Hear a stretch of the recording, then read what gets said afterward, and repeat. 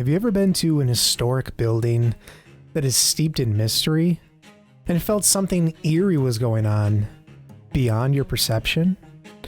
Well, that's exactly what we're delving into today on Beyond the Hub podcast. Hey everyone, I'm Brandon. And I'm Nick. And we're back for the final round of Nick's Paranormal Investigations, Episode 3. So, a few years back, Nick reached out to the Stanley Theater in Utica, New York. This place is known for being a hotbed of paranormal activity, with stories stretching back for decades. And guess what? What? They reached back out and gave him the chance to investigate. And he did. Not once, not twice, but 3 times. And let me tell you, the stuff he uncovered, it's going to blow your mind.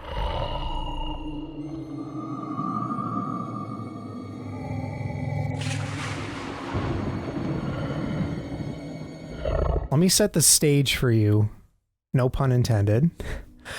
The energy in there was crazy. It was like there was a show going on, and the ghosts were the main event.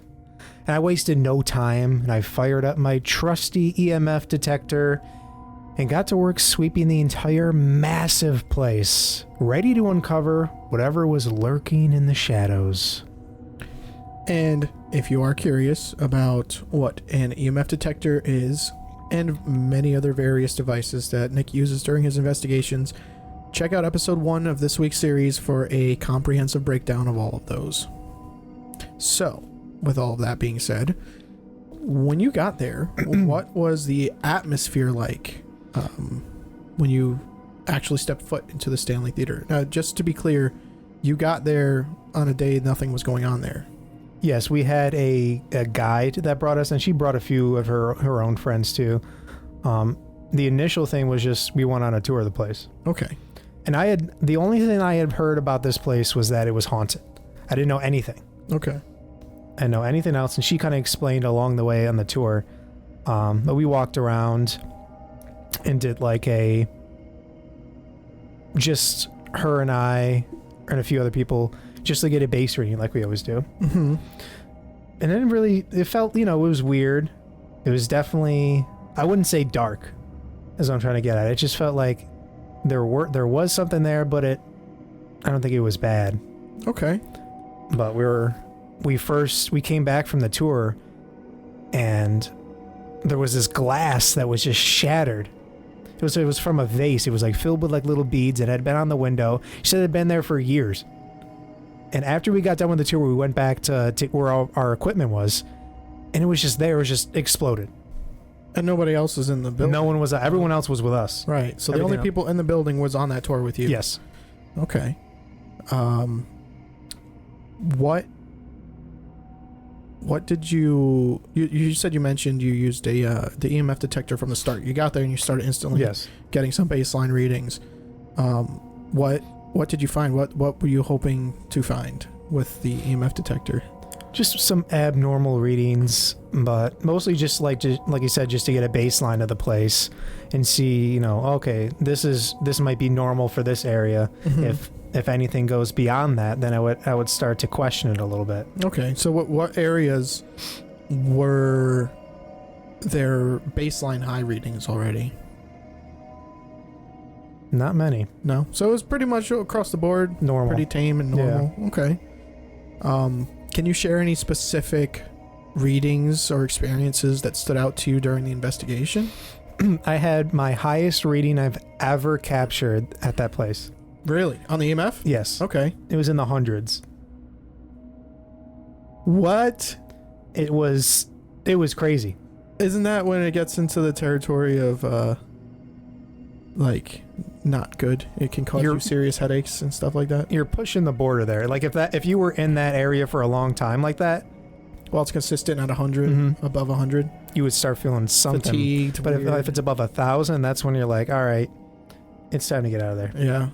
Have you've never had a reading past this? This is the highest to date? Never a reading past 100. Okay. It was nuts. Okay. I mean, like we said, we had that high reading at the parsonage house from last episode. Yeah. But that was 40 or 50 something, right? We went to like 39. I think it might have went even further later on. I can't recall right now. Okay, so setting the stage, quote, quote, unquote, as you so, no pun intended, stated. Of course. Sounds like quite the experience. So, can you elaborate on what you meant by the energy being like crazy? You said it didn't necessarily feel like malevolent, but you said it felt crazy. You felt this higher energy. Did it maybe feel like there was a show going on or something? It did, yes. At one point, I had left. This was on our first, and we went there 3 times. Yeah. They said. The first time, I went by myself. I had everyone stay back. I wanted to see if I can feel anything by myself. And I went on the... What's going on? Nothing. I went on the stage. Like, I walked into the theater. That's when it felt the most creepy. Because you walk into the theater, normally you walk into the theater, everything's happy, there's stuff going on. Mm-hmm. You walk into the room, this is the middle of the winter, so they didn't have really any heat on. It was just enough to keep the pipes from freezing. Mm-hmm. And it's just, you walked in, all there is a little light on the stage, which is a cool thing itself. They have like this little lamp on light that's always on all times of the year to keep like the atmosphere. Is it like a spotlight coming down? No, it's like there's like a little lamp that's on the... She explains it, a lot better than I do, our guide. Okay. Why it's there, but it's never turned off. Okay. And that was the only thing that was lit. And I'm walking, and it was a little... Actually, no, I lied. There was a little light in there because I asked her to turn on the light a little bit. But I went in there, and you just feel like all eyes are on you. It's freezing. You can hear me like breathing heavy in there. I'm not because, I was a little heavier at the time, but it was just so cold in there. And I walked up on stage, and I had asked if anything could appear in any of the seats. And just as I said that, this orb appears from the top and goes down into a circular motion and starts like dancing around the seats, and then it just disappears. That's interesting. And to see it that far away, because you can actually see where it is in relation to the seats. So if it was that far away, it had to have been at least this big. Okay. So it was a sizable orb. It Like wasn't any... Yes. Like the size of like a grapefruit. Yeah. Okay. Interesting. With that being said, it must have been intense to step into a place where you've heard it has such rich history. Yes. Of paranormal activity specifically. So that's all you knew. You went in there, no preconceived any specifics, just, hey, this place is haunted. How did you like mentally prepare yourself for that investigation? That was my first, like big place. I mean, I wouldn't say that I investigated the theme park before that, but this was like, for this area, this was like the biggest thing I've ever investigated for this area. And you have to go in with anything could happen at any time. So I didn't know what to expect, but you try to keep that, like I said, open-mindedness and try not to go in with too much. But it was definitely an experience. We caught some cool stuff there. I remember you showed me footage of something cool. I think we're gonna get to later on in this episode. But with all the energy and activity that you felt, you sensed it. How did you decide where you were gonna focus your investigation efforts first? So after she gave us a tour, she said that in the women's room, like the women's room downstairs, like the restroom? Yeah, like the restroom. It's kind of like this whole like lounge type thing. You go downstairs to the women's room. They have like this little area where you can relax, and then there's the actual bathroom. Okay. She said there was a lot of activity in there, and that's when we capture. So I focus initially this stuff right there. Okay.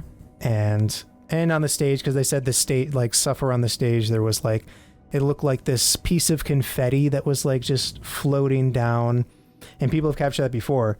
And what's crazy enough, when we actually went in there for the like afterwards, it was my fiance and I, we caught that.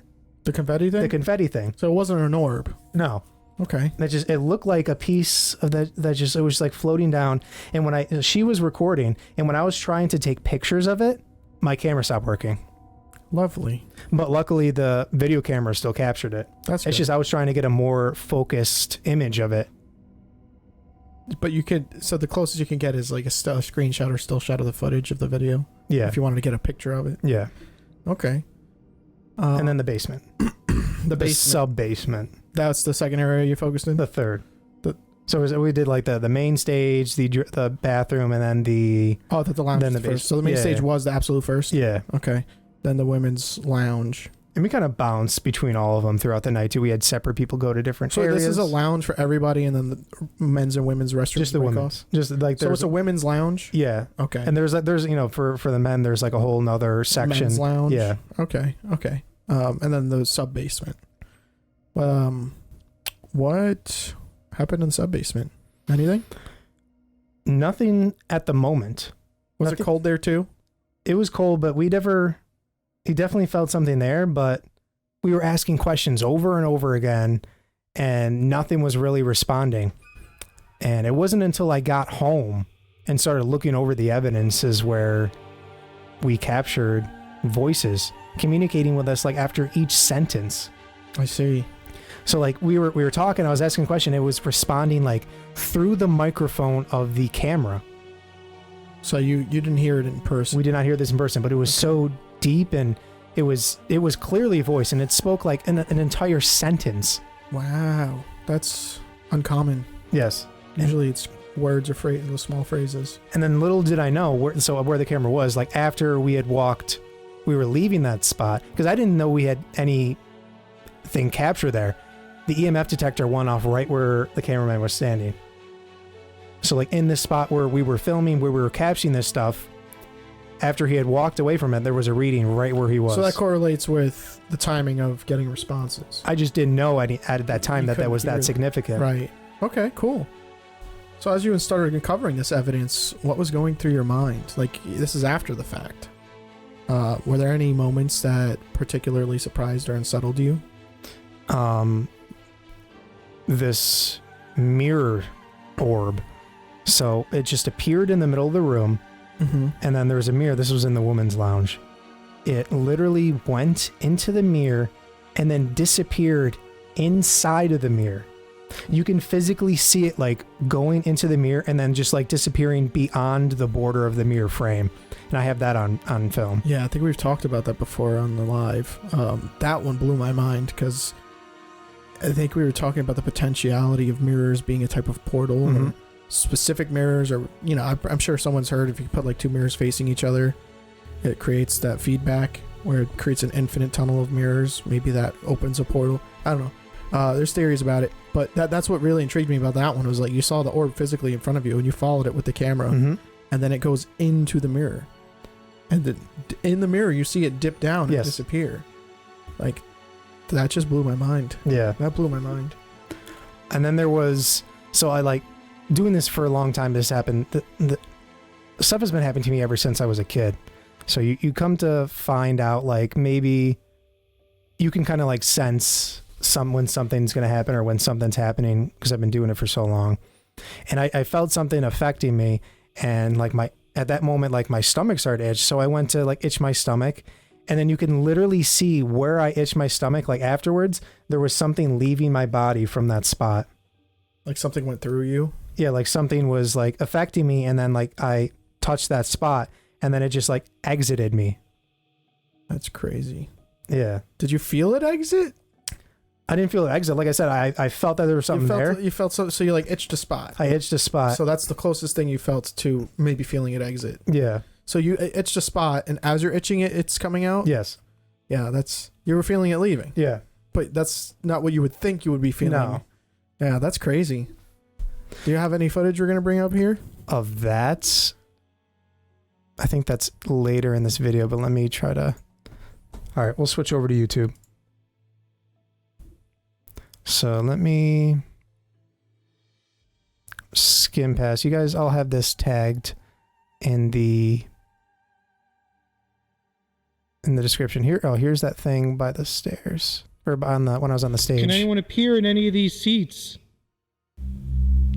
Oh, I see it. Follow it right here. There's another one on the top. Yeah. Too. So look how Yeah, it's dancing around. Yeah, that's not dust. No. In this case, for sure. It's just like, can you appear in any of these seats? And then, like, I see that.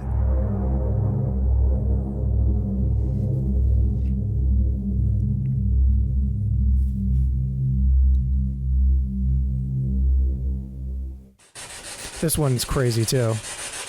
I think there's somebody next to me.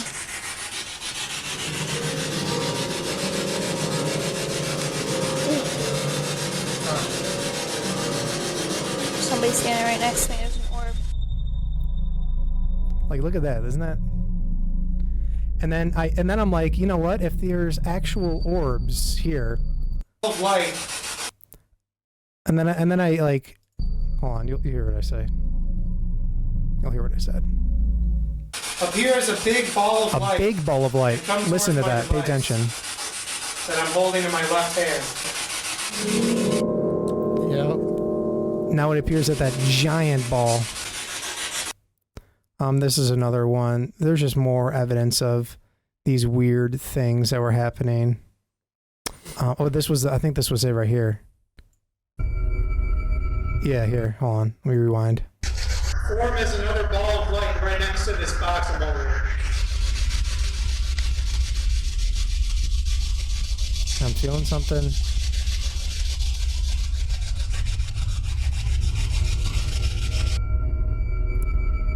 And like leaves where I'm at. And like everyone was acting strange here. Like we're in the pitch darkness. And I zoomed in on our guy and I was like, All right. You good? Oh yeah, I didn't know. I was like, you good? And she was giving an explanation on some of the Some stuff. Scooby-Doo stuff, man. Yeah. She was the one who were the orbs the whole time. Rip off the mask. So let me go back to us before I pull up the final video here. Let's see what this one is. Oh, here is the This is the yeah, mirror one, right? This is the mirror one. Show yourself.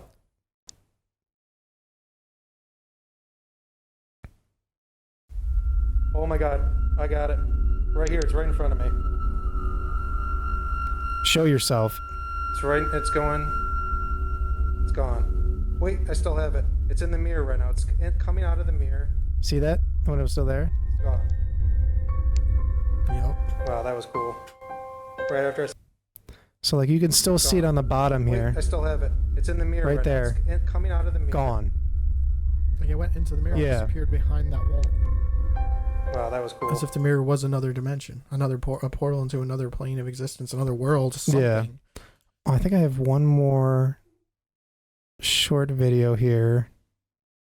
Oh, here are the voices that we captured. I didn't capture these until afterwards. Is this the one? Did I not? Oh, I grabbed the wrong one. Nah, well, you'll put that in the description. I'll put that in the description, but like the Yeah. voices are insane. Insane that we captured. You're going to want to click on that one too. That's Absolutely. yeah. Absolutely. Check out all the videos and that we've linked in all of the videos that we've put out this week for this weekly series. Make sure you check them out. There's more questions to be answered once you check out these videos too, because maybe you'll even notice something that Nick or myself didn't notice ourselves. Because there's so much evidence that we pour through hours and hours. Like I'm bound to miss something. Yeah. But with all of that being said, the exploration continues, and we cannot wait to have you back for more revelations.